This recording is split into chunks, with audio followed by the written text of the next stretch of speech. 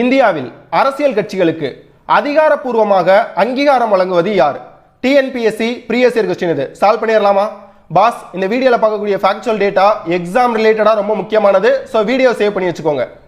தேர்தல் ஆணையம் இந்திய அரசியல் அமைப்புல குறிப்பிடப்பட்டுள்ளது. அதனால இத கான்ஸ்டிடியூஷனல் பாடின்னு சொல்லுவோம்.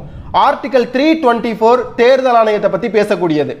தேசிய வாக்காளர் தினம் ஒவ்வொரு ஆண்டும் 25 ஜனவரியில கொண்டாடப்படுகிறது. இந்திய தேர்தல் ஆணையம் சில தேர்தல்களை நடத்துறாங்க. எடுத்துக்காட்டுக்கு என்னென்ன தேர்தல்ன்றத பார்ப்போம். மக்களவை தேர்தல், மாநிலங்களவை தேர்தல், மாநில சட்டமன்ற தேர்தல், குடியரசுத் தலைவர் தேர்தல், துணை குடியரசுத் தலைவர் தேர்தல். மாநில தேர்தல் ஆணையம்னு ஒன்று இருக்கு. ஒவ்வொரு மாநிலத்திலையும் அவங்க அந்த மாநிலத்தில் உள்ள முனிசிபாலிட்டி பஞ்சாயத்து தேர்தலை கண்டக்ட் பண்ணுவாங்க. இப்ப இந்த கேள்வியை பாருங்க. இந்தியாவில் அரசியல் கட்சிகளுக்கு அதிகாரப்பூர்வமாக அங்கீகாரம் வழங்குவது தேர்தல் ஆணையம்.